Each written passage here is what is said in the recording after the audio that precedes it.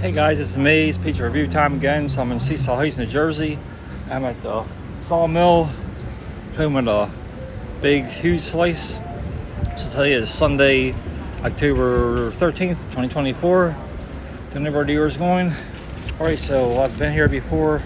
I'm learning how to get pepperoni. We got pepperoni this time because the slice is huge. So that's why I had it. Didn't have a whole lot of flavor, so we'll try the pepperoni this time.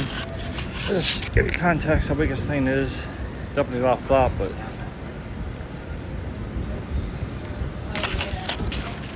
this thing is massive. Alright, here we go. One bite. Everybody knows the rules.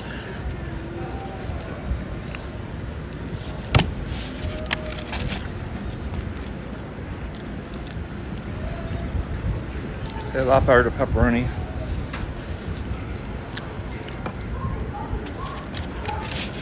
Take another bite.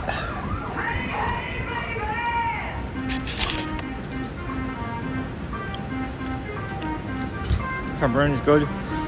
There's definitely a meal on itself. Alright.